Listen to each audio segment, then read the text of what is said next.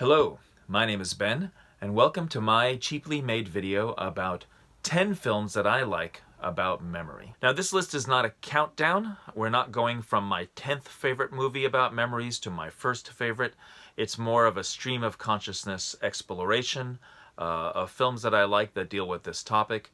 And stream of consciousness, that's a little bit more like memory really works anyway. Today we're talking specifically about memory loss. So not movies that talk about the ineffable quality of memory or the elusive nature of memory, but specifically that talk about people losing their memories or people who have already lost their memories gaining them back. Now, when you talk about this topic, there's sort of one film that you have to talk about first because it's the one that right away everybody is thinking about. Just because they're things I don't remember doesn't make my actions meaningless. Memento.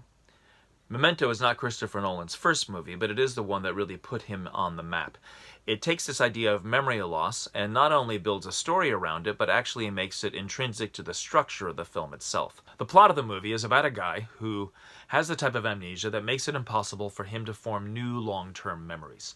Begins with a single decisive act. He's shooting somebody, but then it extrapolates backwards to show us how he got there. And it puts us right into the position of the character. Just as he doesn't understand how he got into a particular situation, we don't understand that either. By the end of the story, we realize that because of his condition, he has been set up to believe something that isn't necessarily true, and that all of his rationale and motivations for the apparently clear-cut action that opened the story is really a facade. Now, Memento isn't the only movie to deal with this type of amnesia. It's come up both dramatically and comedically. I think of the comedies especially. But there's one film in particular that I think has done the best job at actually incorporating this type of amnesia into its plot in a way that is funny. I have short-term memory loss. It runs in my family. Or at least I think it does. Finding Nemo. Now, Finding Nemo is an early Pixar effort that is about a clownfish who is braving the perils of the ocean in order to look for his missing son. Along the way, he meets Dory, who is the breakout character played by Ellen DeGeneres. Dory has got that thing where she can only remember things for a few moments. It's used to make us laugh, and she's a very funny character. But there's also a heartwarming aspect to it, because when Dory finally can remember things, it reinforces the movie's themes of the importance of family and permanent relationships. Now, this is not the only type of amnesia, and not the only type to show up in movies. Classically, you deal with that whole thing where people have just forgotten about their lives, or about huge portions of their lives, but they can form new memories from that point on. And those movies often begin with the main character waking up suddenly, and being confused about who they are or where they are, and the camera swishes around as they try to get a handle on their situation, and maybe the imminent peril that they find themselves in.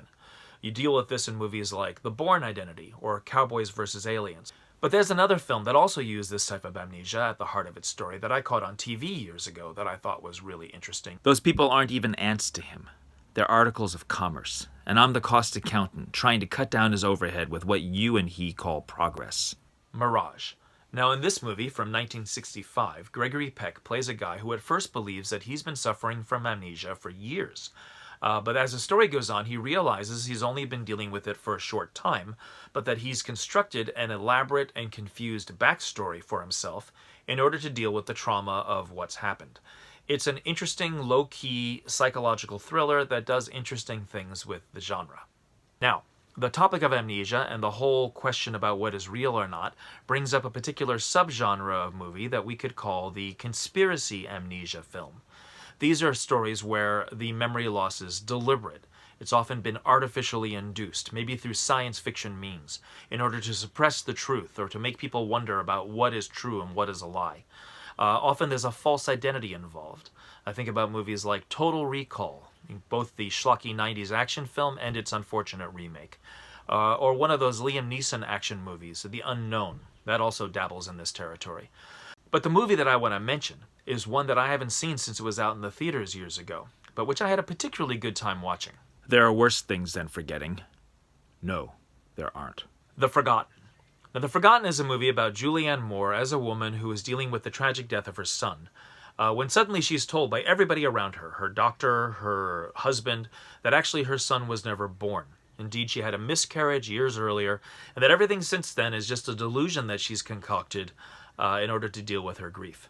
Now, when I went and saw this movie, I had no idea what type of movie it was. I didn't know if it was a conspiracy theory film. I didn't know if it was a science fiction film. I didn't know if it was just a drama about a woman who was broken and unable to deal with the realities of life. And it might have been my ignorance in this area that helped me to enjoy the film so much, because it actually is not really well reviewed. But for me, when the answers came, they were really effective and surprising. The movie is not especially creepy, but it's got these 3 or 4 jump scare moments in it that totally got me and the entire audience that I was in the cinema with watching, including my wife. Like I say, I haven't seen it since then, but it was a movie that I really enjoyed watching at the time. Now, not every film about amnesia puts us into the position of the character who's got the memory loss. A lot of times we're outside of those characters, and the film is really about how their condition is affecting the people that love them. I remember a movie called Regarding Henry with Harrison Ford that was a bit like this. It was a good film, although maybe a little bit safe. The movie that I want to talk about, though, is one that's probably a little bit more surprising. How are we doing? Funny you should put it quite that way, Jim. We are doing fine. Star Trek III: The Search for Spock. Now, back in the day, this movie got lumped into the whole idea that all odd-numbered Star Trek movies were bad. But in reality, it's a pretty decent middle chapter of what's really the best trilogy that the franchise ever gave us. The story is about the fact that Spock is back to life after having died in the previous film, but without his katra, his soul, his personality. So he doesn't have his memory. He even returns as a baby and then rapidly ages to an adult. So we're really seeing a quick view of his entire life. Different actors play Spock at different stages of his development, and it's not until the end that the familiar face of Leonard Nimoy returns to the screen. Now, the truth is that really, no Star Trek fan really wanted Spock to be dead, so we were all invested in seeing him come back.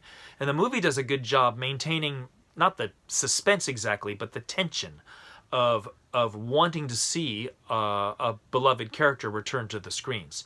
And having him do so first as like this wild, untamed husk of a person, and then eventually in his more familiar form, and then finally at the end, does he have his personality and his memory return to him, and we finally get the character back. Now, there are 3 films on this list that don't really fit into any easy category. These are movies in which memory loss is not just a gimmick for the story or even a major obstacle to overcome, but that really deal with memory and memory loss in much more intricate ways than we normally see. Memento was the first of those movies, and this is the second. Will a man, given the history of a killer, continue in that vein? Or are we, in fact, more than the sum of our memories? Dark City. Dark City begins with a classic amnesia setup. The main character wakes up, he's confused, he doesn't know who he is or where he is, there's a dead body in the room, there are people after him, and he's immediately on the run. But it quickly gets into more complicated territory than that. He learns that his whole world is artificial. It's an artificial environment in which everybody's memories are being constantly adjusted according to the whims and experiments of an unseen enemy called the Strangers. What really takes this movie into next-level territory is the fact that he is eventually able to defeat the Strangers using their own technology against them. And he's able to do this by having artificial memories implanted into him. A lifetime of memories of being trained and prepared to use this technology and these abilities to fight this particular battle. It is one of the best memory-related ideas that I have ever seen in a film. Maybe it's the second best. But before we get to what's number 1, I want to mention a few other movies, because amnesia films are not always paranoid action films or high-concept science fiction films. They're also just plain human drama. There was a film recently where the memory loss was due to dementia. That's The Father with Anthony Hopkins. It was really critically acclaimed, but I haven't seen it. I have seen another movie, though, that fits into this same category. I'm no one special, just a common man with common thoughts. I've led a common life. There are no monuments dedicated to me, and my name will soon be forgotten. The Notebook. This is a movie about an older man who sits with his beloved wife every day and reads to her the story of their passionate romance in order to remind her, even just for a moment, about who she is. I have mixed feelings about this movie, but it's certainly effective and well done, and has been known to drive many a viewer to uncontrollable fits of weeping. You don't remember committing a murder? No. It's not something you're likely to forget. The Dressmaker. Now, this is an interesting film about a woman who returns to her hometown after many years in order to make sense out of things that happened to her as a child. Things she can't remember simply because she was too young. It is a well-directed, well-acted film with Kate Winslet, and it just squeaks onto this list about movies that deal with people either losing or regaining their memories. When I was a little kid and I got scared, the Rain Man would come and sing to me. Rain Man. Now this is a bit more of a clear-cut case, even though we don't normally think of Rain Man as a memory-related movie, because it deals so famously with autism, but there is a strong element of this there, as Tom Cruise's character Charlie has to realize that his brother Raymond isn't just a nuisance or a means to an end, but is in fact a beloved figure from his own childhood. The scene where Charlie remembers that his childhood friend, the Rain Man, was really his autistic brother Raymond, is the emotional turning point of the movie. Now, before we get to the last movie on this list, I just want to say I know there are lots of other films that address this topic, some of which I've seen, some of which I haven't.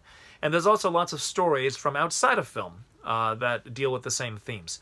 Doctor Who is my favorite television show, and Stephen Moffat is my favorite writer, and he seemed to like to write about memory as much as anything else. I think at least 3 of his 6 seasons that he oversaw strongly dealt with those themes, and there's also a whole monster whose whole shtick is just the fact that when you can't see them, you can't remember them.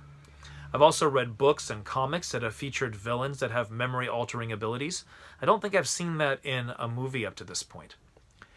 In my own work, there are at least 3 audio dramas, The Adventures of Captain Strong, True Blues, and the Hannah Jo stories, that all deal with characters with amnesia that are more or less prominent. I think the Hannah Jo stories episode 10 is the most complexly I have ever addressed this topic. But now, finally, we get to the last movie on the list. I walked out the door. There's no memory left. Eternal Sunshine of the Spotless Mind. In this movie, Jim Carrey plays Joel, a guy who is devastated to realize that his girlfriend has decided to undergo a procedure to erase all of her memories of their relationship from his mind. Heartbroken, he decides to do the same thing, but then he changes his mind. Unable to stop it from happening, the movie then becomes a desperate race through his memories as they're disappearing around him, and he frantically looks for some way to hold on to some recollection of what he had with her before it's gone forever. The movie is effective because of its incredible visual design, because Jim Carrey and Kate Winslet both give really good performances, and because the drama of the story continues far beyond what you'd expect. But beyond all that, this is a brilliant cinematic take on the idea of memory and memory loss. Even though this list is not a countdown, if it was, it would be my number 1. It's not necessarily my favorite film, but it's the best one that I've ever seen at dealing with memory. And that is it. I hope you learned about something that you might enjoy checking out. Feel free to let me know about things that I don't know about. Thank you very much for watching. See you next time.